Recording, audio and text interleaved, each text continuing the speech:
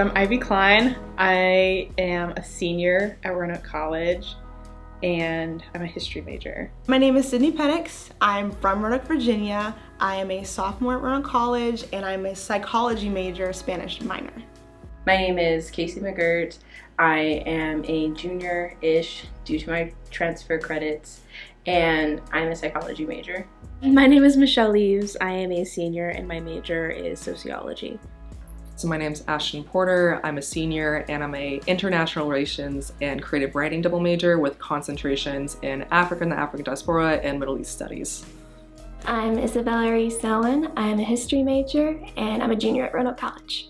I think what interested me the most about the project was that it was a chance to do something for the summer that was going to be weighted. It wasn't me just like wasting my summer. I think as like an African American student, I really did want to participate in this because I feel like it's important for me to know and important for my family to know, especially since we're from the area.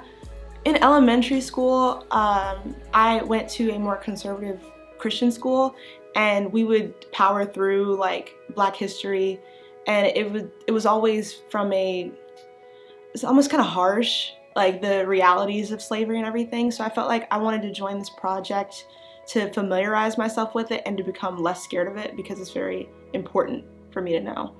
So I joined this research project my freshman year. I took the history of South Africa with Dr. Booker, and I did good work. And he invited me onto the project. At the time, the center wasn't really a thing yet. It was just starting to like research the local history. But the idea of getting to work on this issue that's important, that's like developing the narrative of the community and the college and uncovering this history was very enticing to me. So each like year and semester, it's been like learning new skills with general local research and like genealogical and archival data. That is always something you're not expecting to learn about because it's not something you hear about necessarily. My expectations of the project changed as soon as I walked in and saw what Dr. Booker had already found, because he had shown me a lot of the books and the records, and then I just saw how much had not been gone through or really looked at, and it was like, oh, I'm gonna really get into this. Doing the research was it was a lot more emotionally involved than I anticipated. We were warned time and time again by Dr. Booker before we really got into it that it would be that way, but it ended up being something that every single day you left feeling something. I think the team really helped, elevate the experience. It alleviated a lot of pressure and the pain that kind of comes from reading through these documents. I came into it very clinical, like I'm going to read and just absorb that knowledge, copy paste it. That was, that's how you do it in psychology and with a lot of the sciences. It's you step back. But from a historical perspective, it's not that easy because you're studying, it's a social aspect to it.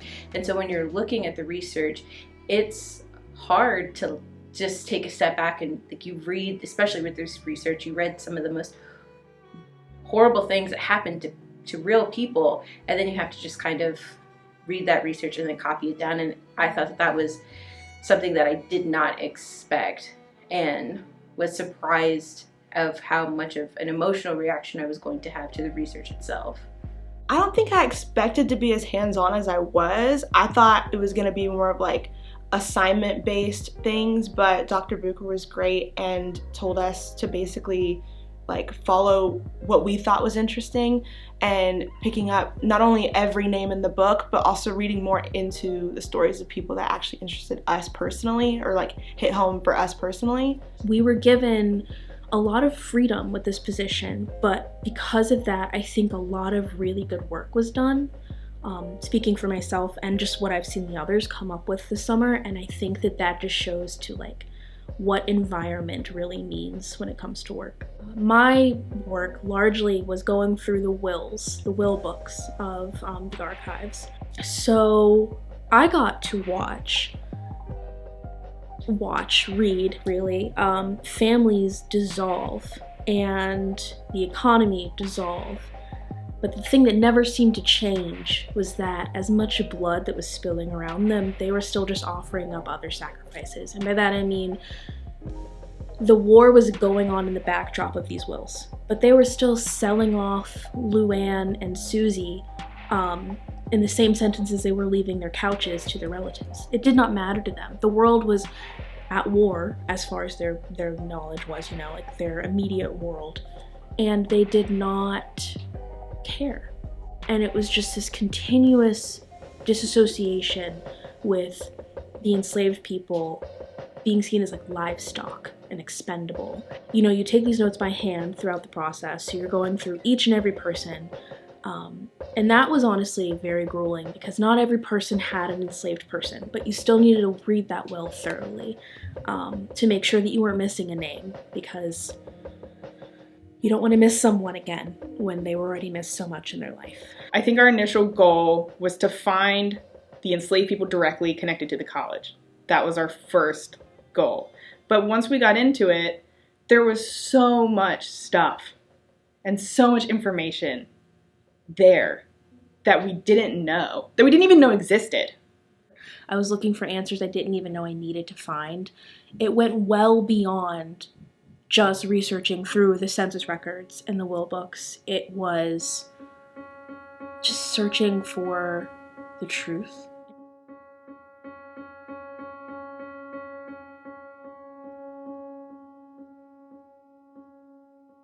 I found a will that named Eliza. She was a black girl who cleaned on campus grounds, and that was, I believe, it was one of the first like names that we nailed down and could trace to another college document that Ivy and Dr. Bucher already had. So that was great to see that intersection. And I didn't really know what I found until I ran it by someone else. So it was really great to hear that big reveal and like unveiling of someone that worked here, and that's exactly what we're looking for. One of the most significant examples of like some of the data we've worked with that stuck out to me, I found pretty recently, was at the end of this summer. Before, we haven't had much cases of punishment for slaves in terms of when crime occurred, but I found a record of slaves named Aaron and Billy Brown who stole watches from a white man, and it was their court case, and they were convicted to 90 whippings and 60 whippings apart. It was done, so it was 30 stripes, as they called it, at a time, so they'd have to be whipped 30 times, then a week later whipped again, and that's set. Which, if they hadn't done that, it would have killed them. That's how severe the whippings were. And that is the first evidence that we have found, to my understanding, certainly at least from what I've found, of physical violence against slaves. And this was the languages stole watches worth more than $20. And part of that is the legal aspect of it. If it's more than $20, I believe you have a jury. But it also hones in the point of like, this was not a violent crime. Wasn't, you know, in modern day, this would be a fine or a minor sentence. But this was severe brutality and has a very significant psychological aspect to it of they were whipped 30 times and then had a week before they knew it was going to happen again. And for Billy Brown, that was 3 weeks of that enduring punishment. And that was, I mean, that's very hard to grapple with, especially because I remember reading that and then walking out, and then you leave the archives and you almost immediately see the Confederate monument. Names of which of people I know who are in those artilleries, who were in this court case, who were in the jury, who are making this decision, being celebrated in a monument. And that's very hard to swallow. Well, it was in the last couple of days of the research project, I stumbled across in one of the estate books a will by the Watts family, and the father had actually split all of his assets. I believe it was about $500,000 in assets between his 5 children, and in that record there were over 70 slaves that were listed, enslaved people, and we don't really get a lot of information, but it had names, ages, even occupations sometimes, and the costs at the end. And I was just like, oh my goodness, I can't believe I found all this information, and how, I mean, it was amazing, but at the same time so gruesome to look at, because I'm like, how many people did this man own and just separate between his children? And it was one of the craziest things that I found in the archives. One of the things that I found interesting that we discovered over the summer was we talked about this woman named Sarah Betts and her family. I didn't find the initial piece of information about her, but what I did do was I helped find where the house was located, her original house, and the property where that was housed. And I also helped us actually go and view the property and see what that enslaved house looked like. The team has found so many like overlaps in stories, and even like someone's son or daughter in their will as well. And it's just really cool to see stuff kind of intersect in many different types of documents, and not just wills, but also property and who bought the property and like kind of the trace of time. During the summer of 2021, when I was first going into the courthouse, one of the early documents that I found was the will of Sarah Betts, who was an enslaver in the Roanoke Valley. And her will is really unique because it not only encompasses the idea of enslaved people as property that you can will to other people and like transfer of property, it also highlights manumission, which was super uncommon in Virginia. And that's the only instance of manumission that we've found in the record. A manumission is legal granting of freedom to an enslaved person. The rate of manumission is so low that finding evidence of it in the Roanoke Valley is really unique. One, because it gives us the opportunity to understand that the ideas around slavery are the same in the Roanoke Valley as they are in big tidewater plantations, but also because it's one of the few opportunities where we can track someone through the record and find them after the Civil War, which is almost impossible when you're working with legal records of enslaved people where they don't have last names and you don't know what last name they take post-emancipation. And so the Scott family, who are Claiborne and Sally Betts was their daughter, did gain their manumission. So they had to work for a set number of years to earn $1,200 to pay for their freedom, because Virginia law wouldn't allow Sarah Betts to free the Scott family without any kind of payment to her. So even though she was deceased, the Scott family, who were enslaved, owed the Betts and her descendants. But being able to track them post-emancipation and to see their lives after enslavement is really important. And when I found the record that they had finally been able to get their freedom, it was like really emotional. Like I cried because I was like, finally, like they've achieved something that is so rare in that time. Like they didn't know that, the Civil War would end the way that it did. And I don't know, it was just really emotional to see that they got, and then his wife died like a year later. And it was like, she lived 40 years of her life in bondage and then had 1 year of freedom. And even that freedom, like, obviously Confederate Virginia, like, was obviously super not a great place to live. But yeah, Sarah Betts and the Scott family is one of the like key points in the research that is, I find myself always coming back to it. So many things in her will the way that she talks about enslaved women and their increases. The idea that their unborn children were enslaved before they were even conceived is a mindset that is, like, to us, insane. Like, that's, to get to that point of viewing another human being is, like, unhinged. I don't know. That will just, like, always comes back. I can't not think about it. It was one of those cases where it was very layered in cruelty for the time. There were a lot of stipulations to it.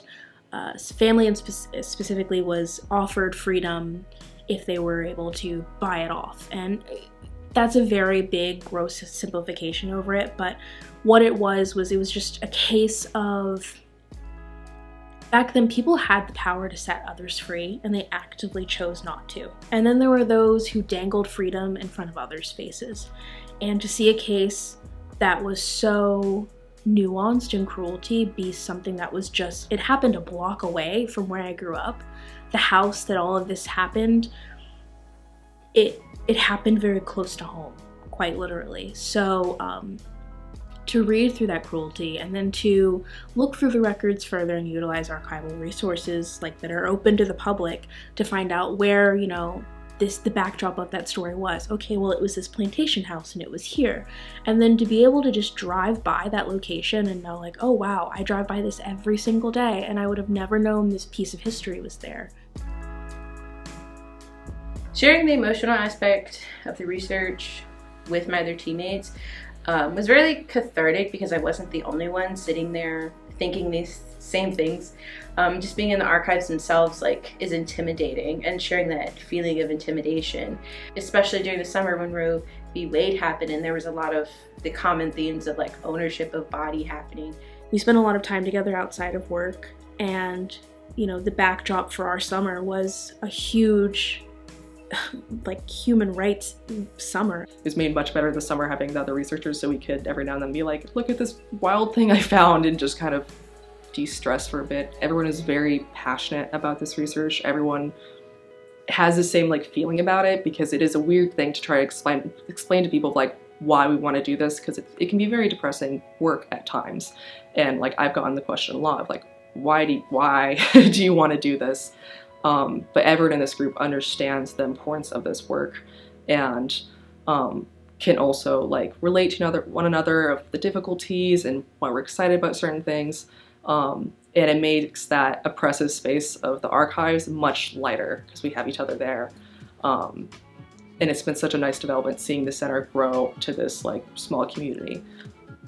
It is definitely a heavy subject once you really start reading the records and actually see what they say.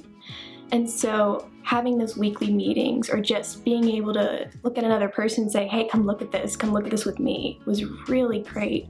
And to just talk it through and not have to kind of carry that alone and understand it alone really helped. It also challenged me to discuss it openly, because I feel like as a Black student, talking about this can seem awkward, but when you're with a team of non-Black students that is passionate about what they're doing and willing to learn, it was great to, like, bounce off of one another and go on trips together and go to, you know, do work, you know, side by side and open books together and trace houses in the city together. Like, that was really great. Like, we're not just colleagues, like, we're friends. We hang out outside of this space, which is good. I loved going through the birth registry. I worked in the nursery at my church, and I love babies, and I felt so, like, drawn to that, and just seeing, like, family structures as well, like a mother and a father, and, like, knowing that that's their baby and, like, their baby's birthday and everything, and also knowing that they, in my books, they were freed by then. This was, like, post 1865, so I just thought that was very interesting. It was very, like, it tore my heartstrings a little bit. The registries are basically sorted by birth date, the child's race, and if they were Black, if they were slave or free, and then their gender and their father's name and residence, occupation, and their mother's name.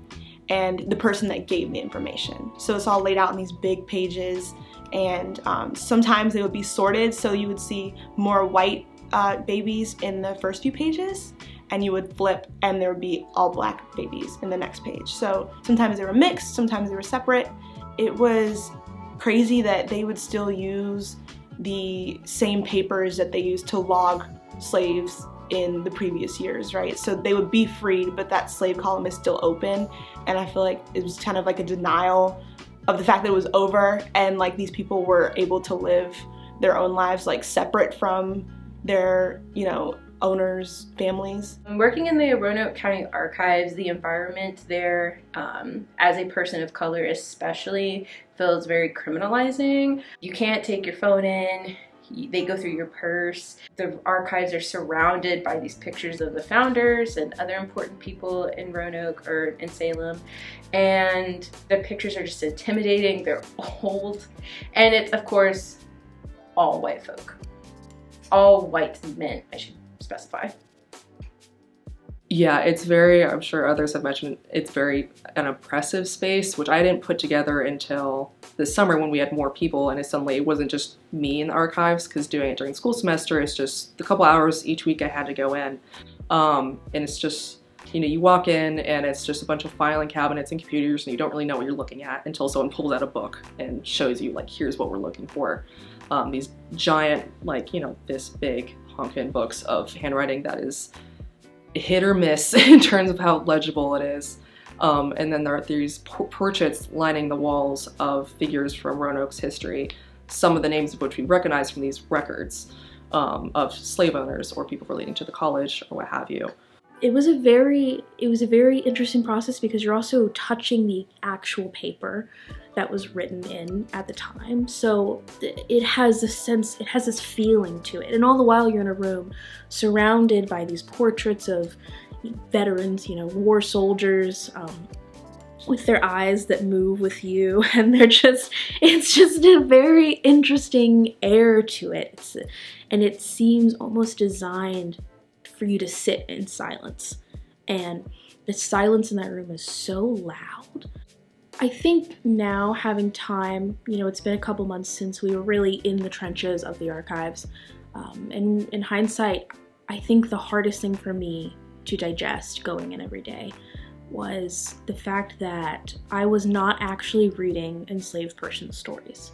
I was reading their presence in a footnote, and all we have is to use them as a footnote to try to come up with this puzzled image of who they were and what their life was like, but it doesn't equate to a person. It's a name, and while a name can mean a lot, it doesn't mean much in this context. And not that it doesn't mean anything, because obviously their name was not given much credit, but that name wasn't even necessarily the name they chose. It was the name that was given to them. I felt I had a lot of nights chewing and stewing over that, and that was really hard to process at first. And a lot of the books either said no name, they were blank, or there was just no information about anybody, and it was just numbers. It's really hard to say, hey, no name. I mean, you can't call a person no name. And so I think just saying this person existed and listing whatever information we have about them and making sure they're not forgotten, even if their name isn't there, is important. I think that the biggest thing for me for staying on the project is that we're always discovering something new that is not being discussed in the broader community, in the college community, that is important and that I feel like has been lost to time. I think if we really know where we started as a college institution, we can grow from that and move past it. There's a local narrative in Salem and Roanoke around the 19th century, 18th century history of this idea that there was a kinder slavery in Salem. One that is just not supported by the research we've done. There is some evidence that it wasn't as bad as places in the Deep South, but there's a lot of records and indicators to the fact that this was still, the institution of slavery was very embedded in this community and often to a very horrifying degree. I'm hoping the more we uncover this work and the more we work with the community, we can start peeling back and revealing a more honest history that's inclusive of everyone who lived here, inclusive of the enslaved people who lived here and their experiences. This research has definitely shifted. The biggest thing is just my understanding of the local history and the obvious way of like we're uncovering it, but and I know some of the other researchers have experienced this too. Like you can't go about Salem or Roanoke anymore without being aware of it, because these are the names of the streets, these are the names of the buildings, not just in Roanoke campus, but in Salem and in Roanoke. There's Burrell Street, and I believe there's Watts, and these are the names that we see very frequently in the records because they're some of the largest slaveholders in Salem. It no longer seems as permittable to me. And that's just a fact I can't ignore anymore. Like it was easier to push aside before when I understood like the gravity of the history behind it. It continues to amaze me since starting this project that the history of Roanoke College specifically and their involvement with enslaved persons, the fact that we have an enslaved quarters on our campus, and so many alumni that I know had no idea that even existed.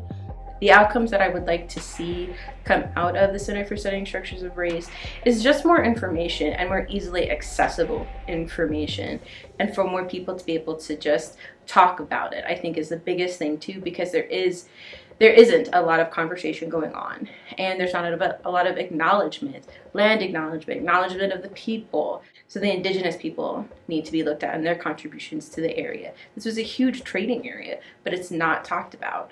People don't know the history of the land that they were on before the settlement happened, before the slaves became part of the land as well. And I think that the Center for Studying Structures of Race should not only talk about the structures that have built onto the land, but the land that it occupies as well. Because the land tells a history, and if you know that history, you can start dismantling the foundation that was built on that land as well.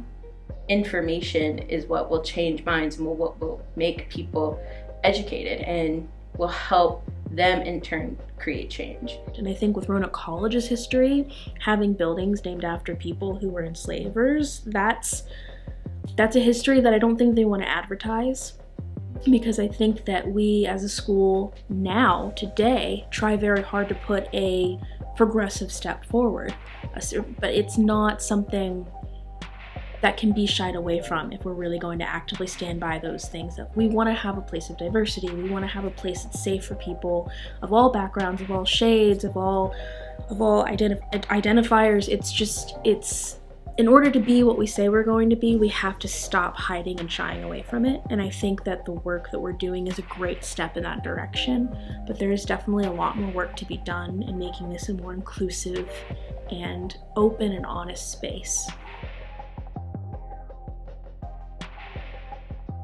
The Genealogies of Slavery Project database of enslaved persons of Roanoke County is one of our biggest priorities. I think especially as we get into like releasing the database and hopefully making descendant contacts, I want people to view the center as not some like academic authority, but belonging to the community. That's just me though. For me, I want to see outcomes in the community where we just acknowledge it. I mean, a lot of people don't really know this history or don't even care, and I think if we bring it to light and really show people, hey, this happened, these people lived, and we need to remember their names. And I think that would be an amazing accomplishment if we could bring those names to light and show people who they were and what they meant to the college and to the community. I just hope that this project starts the dialogue of not shying away from the effects of slavery and the impacts and the descendants of any of these people. I just hope that I hope it inspires people to read into history more and to do their own research as well, whether that's with like a family name or even like talking about Roanoke College campus. And there's just so much history that we're sitting on, it's under our noses, and I just want people to be as interested in it, even if they aren't history majors or history buffs. My hope is that the work we're doing will start to be discussed more in the community. I mean, right now the center isn't even super known on campus.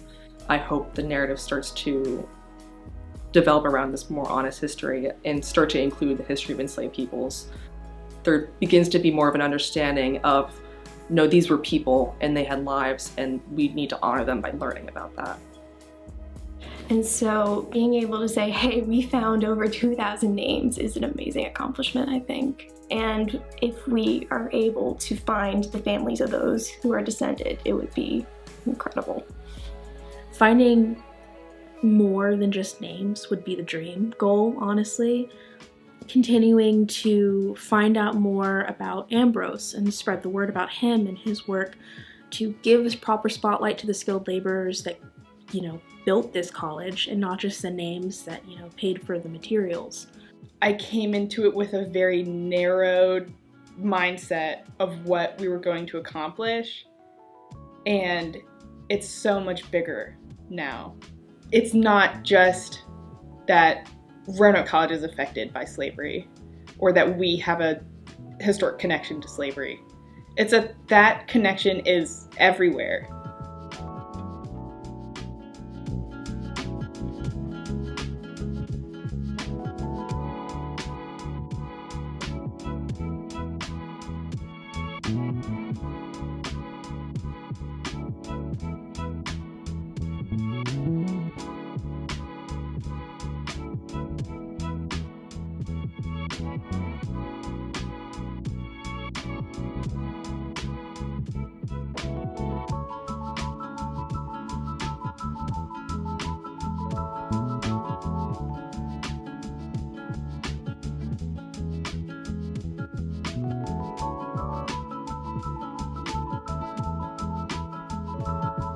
Eliza, Lucy Gilbert, Aaron Yerby, Jane, Joe Glasgow, Nancy Mokins, Mary Willis, Peyton, Henry Langhorn, Robin, Lewis Fleming, Lucy A. Langhorn, Jack Finley, Seti, Alec Duckweiler, Jeff Pankey, Mary Lewis, Tish, Clary Fleming, Ellen Sanders, George Gilbert, Lewis Booker, Judy Leftridge, E. Calloway, Matt Bevan, Louisa Kentley, Almstead Quayman, Archie, Copy, Frank Marshall, Scylla Edwards, Kate Savage, Edward, David Hanna, Harriet Ragsdale, Vera, Aaron Yerby, Jenny Williams, John Gilbert, Harry Rudeau, James Ellen, Maria, Anderson, Preston Burrell, Phoebe Ann Banks, Albert, Thad, Amanda Jeffers, Grace Sanders, Albert Jeffers, Patterson, Rebecca Byers, Jerry Miklas, Winnie Williams, Ellen Banks, Nancy Pate, John Ragsdale, Dicey, Jay Wales, Carter, Sam, Warner Banks, Bob, Charles, Maria, Delia, Polly Scott, Henry Duckweiler, Nancy Radford, Robert Geary, Sam German, Silva Minor, Ambrose.